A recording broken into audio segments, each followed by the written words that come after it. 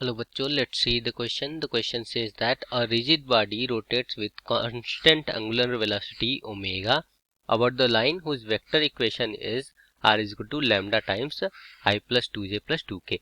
The speed of particle at instant it passes through point with position vector this is equal to, and we have given this 4 options. अब देखो हमको जो given उस हिसाब से चलते हैं. सबसे पहले हमारा ओमेगा एंगुलर वेलोसिटी जो है उसका मॉड ओमेगा वेक्टर अगर हम ले रहे हैं, इसका मॉड हमारा ऑलरेडी गिवन है कि ओमेगा के इक्वल है. अब ये एंगुलर वेलोसिटी किसके डायरेक्शन में है? इसके डायरेक्शन में है.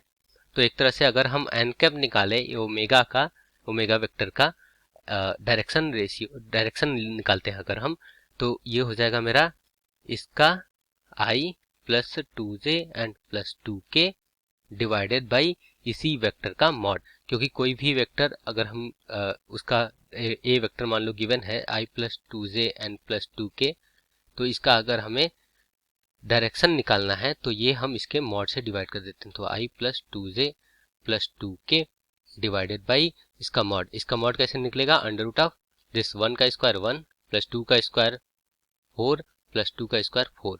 तो ये कितना हो जाएगा? Under root of 9. Under root of 9 का मतलब 3. तो यहाँ पर हम डायरेक्टली 3 लिख सकते हैं. तो हमारा ओमेगा वेक्टर आ चुका है. कितना? Omega times this n cap. तो बाई 3 को बाहर लिख लेते हैं और यहाँ आई plus 2j and plus 2k. अब हमारा पोजीशन वेक्टर देख लेते हैं. तो हमारा पोजीशन वेक्टर इधर है.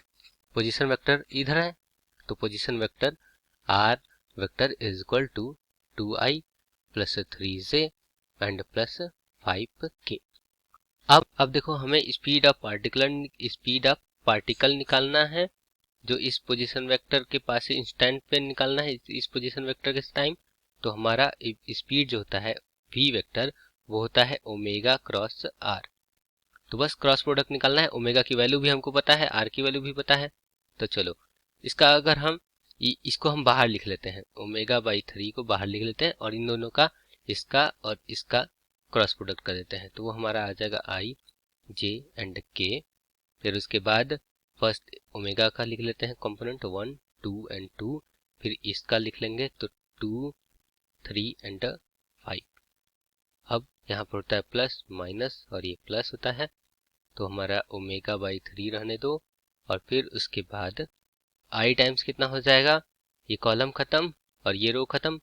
तो 2 इंटू 5 10 माइनस में 3 इंटू 2 कितना हो जाएगा? 6 एंड माइनस जे टाइम्स करेंगे तो ये कॉलम खत्म और ये रो खत्म.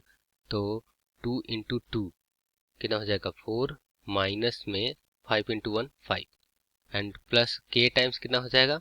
के टाइम्स हो जाएगा हमारा 3 माइनस में 4. ओके. अब हमारा दोनों टाइम में अगर हम मॉड ले लेते हैं तो v वेक्टर का mod is equal to omega by 3 तो रहेगा ही, बाहर ही रहेगा ओमेगा बाई 3. और अंदर जो वेक्टर आएगा उसका मॉड ले लेंगे तो कैसे आएगा? अंडर रूट में आएगा इसका स्क्वायर 10 माइनस में 6 कितना आ जाएगा? 4 का स्क्वायर एंड प्लस इधर देखो ये 4 माइनस में 5 माइनस 1 आता है. इस माइनस 1 की वजह से प्लस 1 हो जाएगा.